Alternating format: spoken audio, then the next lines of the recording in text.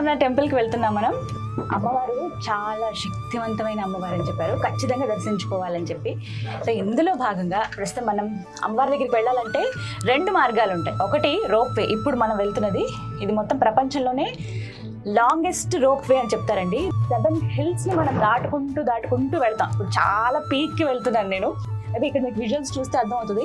కింద అవి చూడండి ఎంత కిందకు ఉన్నాయో, భయం వేస్తుంది ఒక్కొక్కసారి. చాలా చిన్నగా కనపడుతుంది. ఇందాక వరకు ఆ ఘాట్ రోడ్లో వచ్చినప్పుడే అమ్మో ఎలా ఉంటుందో అని అనుకున్నాను, కానీ ఇప్పుడు ఇంకా పైకి వెళ్తున్నాం. దగ్గర 7 hills అలా దాటుకుంటూ వెళ్ళాలి. ఇంకొక రూట్ ఉందని చెప్పాను కదా, అదే ఎలా అంటే కొంచెం మార్గం కాస్త ఇబ్బందికరంగానే ఉంటుంది. ఎందుకు అని అంటే కొంచెం రాళ్ళు, కొండలు, గుట్టలు కదా అంతా కూడాను. సో దానివల్ల ఆ కొండల వల్ల మనకు కొంచెం ఎగుడు ఉంటుంది. ఇక్కడ వాళ్ళు డ్రైవ్ చేసేది కొంచెం రఫ్గా డ్రైవ్ చేస్తారు కాబట్టి కాస్త మనం తట్టుకోలేము. మనం హై ఆల్టిట్యూడ్కి వెళ్తున్నాం కదా, కొంచెం ఊపిరి తీసుకోవడం కాస్త ఇది అనిపిస్తుంది. అందులో మనకి అవి కింద అవి చూసినప్పుడు భయం వేస్తుంది కాబట్టి. సో ఇలా వెళ్ళలేము, మాకు భయం అండి, ఇబ్బంది అనుకునే వాళ్ళకి ఇంకొక రూట్ కూడా ఉంది. జీప్స్లో తీసుకువెళ్తారు. ఇక్కడ వాళ్ళకి అలవాటే, అది ఫాస్ట్గా డ్రైవ్ చేసుకుంటూ తీసుకెళ్తారు. నన్ను అడిగారు యాక్చువల్లీ 2 మార్గాలు ఉన్నాయి, ఏంటంటే ఎక్స్పీరియన్స్ చేయాలి కదా ఏదైనా కొత్తగా, అందుకనే ఇలా వెళ్తానండి, రోప్ ఒకసారి ట్రై చేస్తానంటే ఓకే చెప్పారు అనమాట.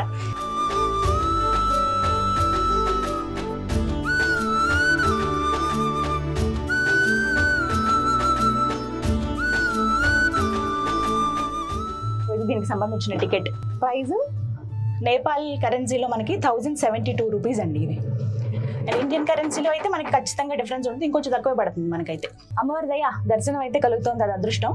టెంపుల్ టైమింగ్స్ కూడా మనకి ఈవినింగ్ 7:30 వరకు ఉంటుంది టెంపుల్. కాకపోతే ఈ రోప్ వే అనేది ఈవినింగ్ 5 o'clockకి క్లోజ్ చేస్తారు. మేము చాలా హడావిడిగా ఫాస్ట్గా వచ్చాము. కాఠ్మండూలో చూడవలసిన అన్ని ప్రదేశాలని చూసేసి 5th డే టూర్లో ఉన్నాను. యాక్చువల్లీ మొత్తం 9 days ఇది. నేపాల్ ముక్తినాథ్ టూర్లో భాగంగా 9 days టూర్లో నేను 5th డేలో ప్రస్తుతం ఉన్నాను. 5th డే రోజున కాఠ్మండూలో దాదాపుగా అన్ని కవర్ చేసేసాను.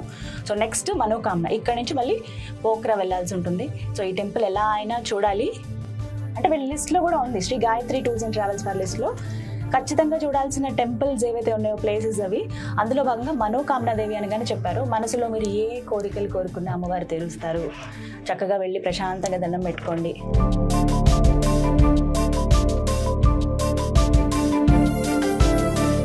చాలా బాగుంది. కిందకి చూడడానికి నాకు కొంచెం భయం వేస్తుంది నిజానికి చెప్పాలంటే, బట్ కొంచెం ఓపిక పడదాం. టిప్గా వెళ్తున్నాం ఇప్పుడు. ఎంత టిప్ అంటే అది ఇంకా అంతకు మించి హైట్ నేనైతే కింద నుంచి కూడా మనం చూడలేము. అలాంటిది ప్రస్తుతం జస్ట్ రీచ్ అవుతున్నాం. జస్ట్ 1-2 secondsలో రీచ్ అవుతాము కొండల మధ్యలోంచి. ఇన్ని అసలు నార్మల్గా బస్సులు తిరిగినట్లుగా, ఆటోలు తిరిగినట్లుగా అలా తిరుగుతున్నాయి అనమాట. కంటిన్యూగా ఎవ్రీ 2 minutesకి ఒక వెహికల్ అని అనాలి ఇంక దీన్ని. 2 minutesకి ఒకటి రెడీగా ఉంటుందండి. సో వచ్చేవాళ్ళు, చూసేవాళ్ళు, వెళ్ళేవాళ్ళు ఈవినింగ్ కల్లా కంప్లీట్ చేసుకుని వచ్చేస్తారనమాట. లేదు మేము కాసేపు టెంపుల్ దగ్గర ఉంటామంటే ఉండొచ్చు 7 వరకు. బట్ వచ్చే మార్గం మాత్రం చాలా రఫ్. అసలు అంటే రావడం కష్టం అవుతుంది, మనం కాస్త ఇబ్బంది పడాలి.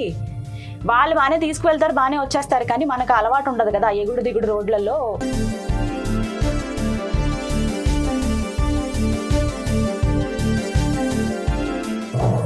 రీచ్ అయిపోయాం. 5 నిమిషాలండి, జస్ట్ ఒక 5 minutesలో రీచ్ అయిపోయాం. చాలా సేఫ్గా వచ్చేసాం. కానీ ఎంత సిస్టమాటిక్గా ఉన్నాయంటే, ఎంత స్ట్రాంగ్గా ఉన్నాయంటే, మామూలుగా జైంట్ వీల్లో మనం అటు ఇటు ఓపెన్ ఉంటుంది కాబట్టి కదలడానికి భయపడతాం, కానీ అసలు పక్కాగా వీటిని కన్స్ట్రక్ట్ చేశారు. Very nice. ఎస్,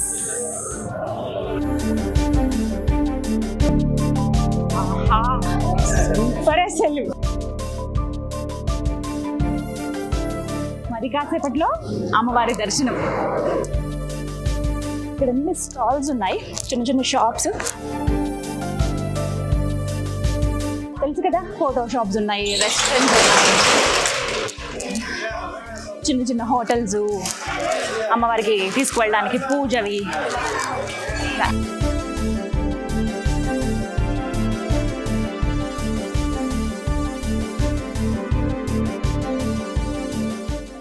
బ్యాంగిల్స్ అవన్నీ ఎంత బ్యూటిఫుల్గా ఉన్నాయో. షాపింగ్ ఇవంతా కూడా వచ్చేటప్పుడు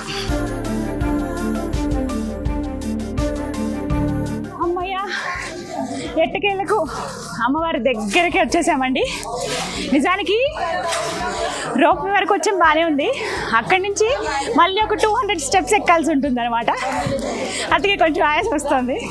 అలా 200 మెట్లకి మనం పైకి వస్తే ఎదురుగుండా బంగారు వర్ణంలో నేపాలీ ఆర్కిటెక్చర్లో ఆ మనోకామనా దేవి టెంపుల్ మనకు కనబడుతుంది. ఇదిగో అమ్మవారి టెంపుల్.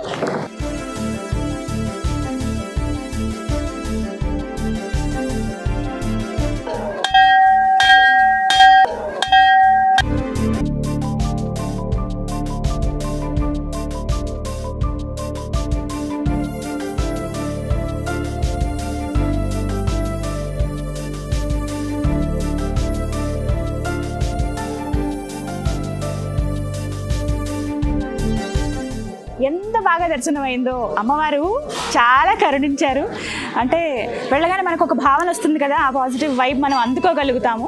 వెళ్ళగానే అమ్మవారు మనకి పడమర వైపుగా ముఖం చేసుకుని ఉంటారనమాట. మనం ఏంటంటే మనం వెళ్ళే ద్వారం నుంచి అలా అటువైపు తిరిగి రావాలి. అయ్యగారులు ఇద్దరు కూర్చుని ఉన్నారు, నేపాలీసే వాళ్ళు. చక్కగా వాళ్ళు కాషాయం ఎరుపు రంగు ఉంటుంది కదా, అలాంటి వస్త్రం ధరించారు. వాళ్ళు మాట్లాడే భాష మనకు అర్థం కాకపోయినా రండి అని చక్కగా ఆప్యాయంగా పిలుస్తున్నారు. పిలిచి ఇలా అని చెప్పి దగ్గరికి ఇలా అని చూపించారు. ఇక్కడ స్వామి ఉన్నారు, అమ్మవారు స్వయంభూగా వెలిసిన అమ్మవారు, అలాగే ఇక్కడ వినాయకుడు ఉన్నారని చెప్పి మొత్తం అక్కడంతా కూడా అక్షతలు అవన్నీ వేసి ఉన్నాయి. ఇదిగో నాకు ఇచ్చారు, దగ్గరికి రండి చూపిస్తాను నాకు ఏమేమి ఇచ్చారో. ఇలా అమ్మవారి మెడలో మాల, ఇది మాలలోంచి బంతిపూలు ఇచ్చారు. అలాగే మందార పువ్వు ఇస్తే తల్లో పెట్టుకున్నాను. ఇదిగో అక్షతలు ఇక్కడ ఇలా ఉంటాయి ఎర్రగా, అందులో నువ్వులు ఉంటాయి. ఇలా నుదుటను ఇలాగే పెట్టుకుంటారు వాళ్ళు, నుదుటను ఇలా పెట్టుకుంటారు. ఇక్కడ అక్షంతలు ఇలా వేసుకోవడం పసుపు రంగులో మనం చూడం, నుదుటను పెట్టుకోవడం కానీ అందుకే తిలకం రంగులోనే ఉంటాయి అన్నమాట. అలాగే అమ్మవారు నాకు ఇగో ఎర్రటిది ఈ మాల ఇచ్చారు, ఆమె ఆశీర్వాదం. అలాగే ఇదిగో ఎర్రటి గాజులు, ఇవన్నీ అమ్మవారు ఇచ్చారనమాట నాకు. Red colour bangles.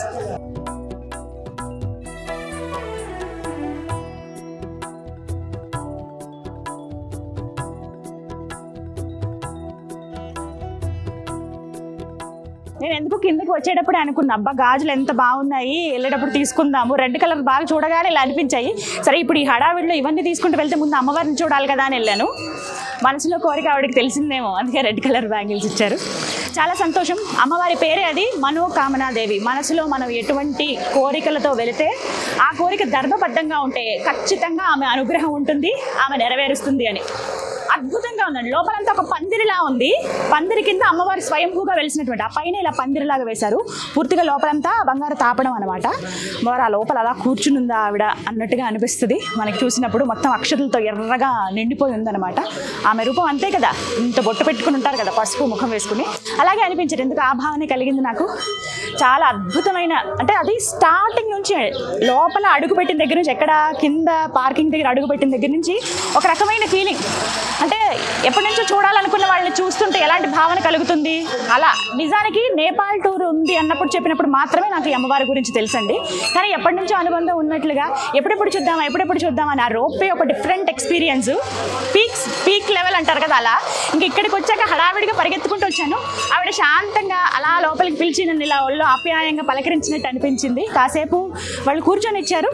మళ్ళీ వెనక్కి వచ్చి అక్కడ ఒక 2 నిమిషాలు కూర్చుని అమ్మవారి మనసారా స్మరించుకుని, నా మనసులో ఏముందో అమ్మవారికి చెప్పుకుని ప్రశాంతంగా ఆమెతో మాట్లాడి మళ్ళీ ఇలా బయటకు వచ్చారనమాట.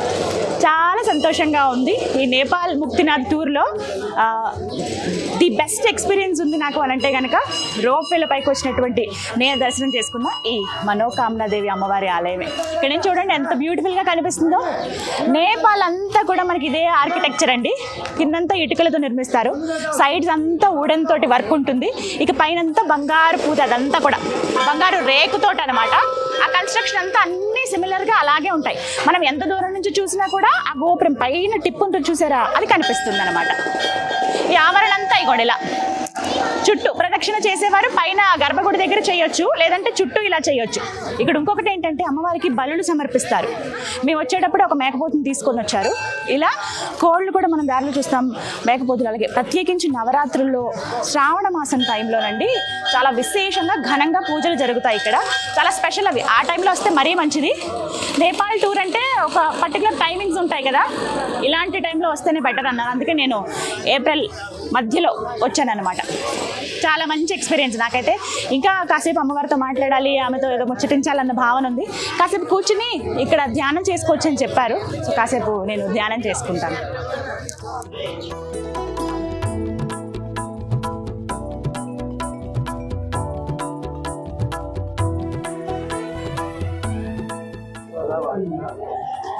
మళ్ళీ దర్శనం ఇప్పించు తల్లి మా జగన్మాత మనోకామనాడే.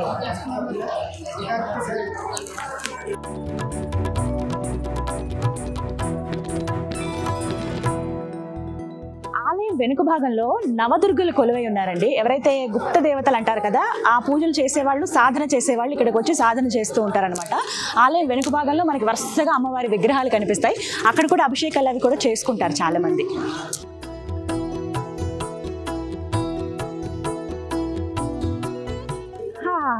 చాలా సంతోషంగా ఉంది.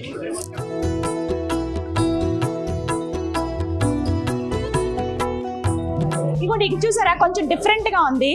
ఎందుకనంటే మేకలు ఇవి తీసుకొస్తారు కదా, వాటి క్లోజ్ అయితే సఫకేటింగ్గా ఉంటుంది కదా, అందుకని అవి తీసుకొచ్చేటప్పుడు ఇలాంటివి జస్ట్ గూడ్స్ వెహికల్ ఎలాగో అలా అనమాట, ఇది అలా యూజ్ చేస్తారు.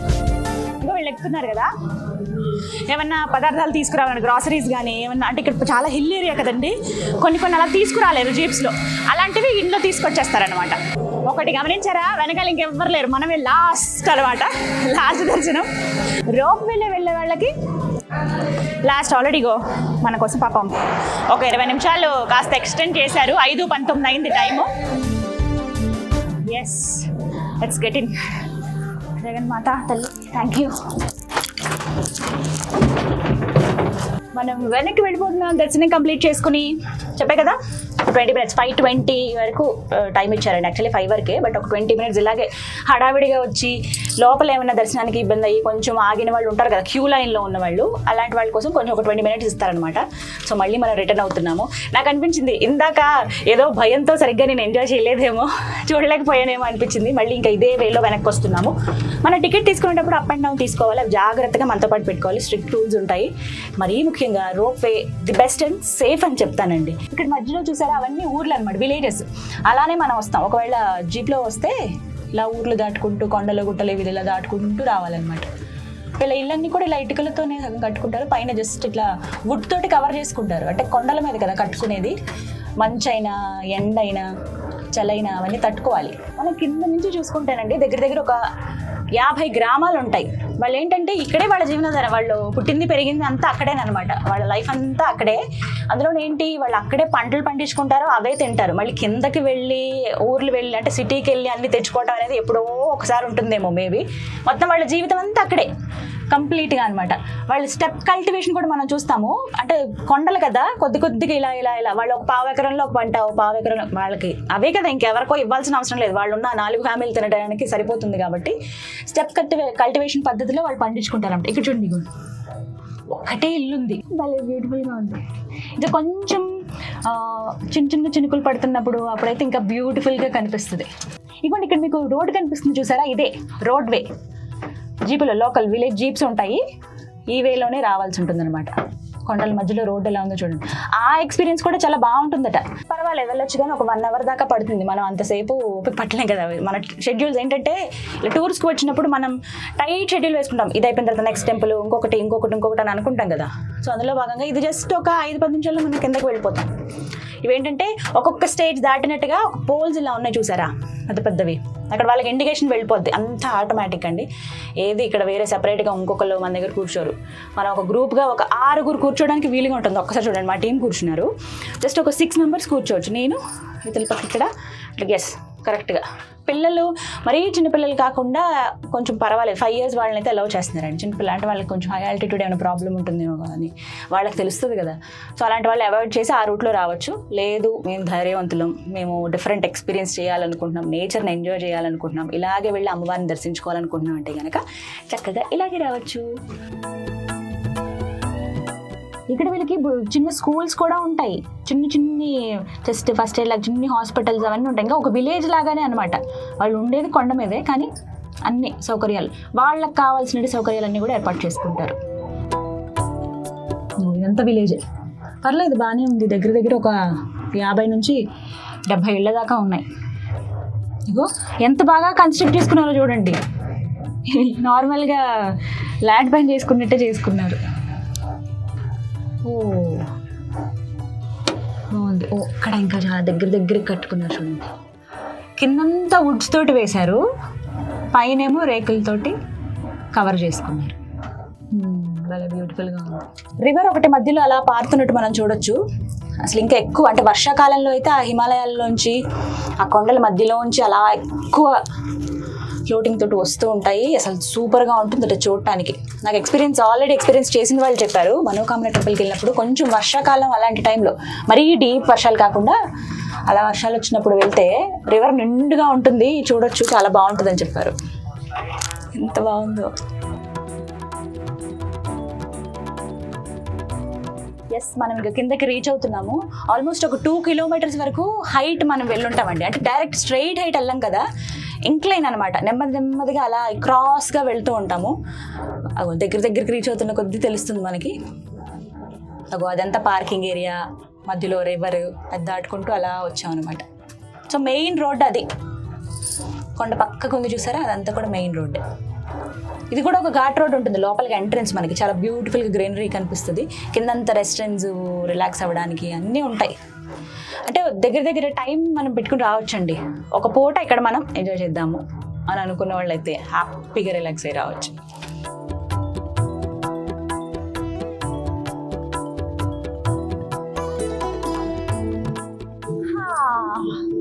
వచ్చేసాం, సేఫ్గా వచ్చేసాం.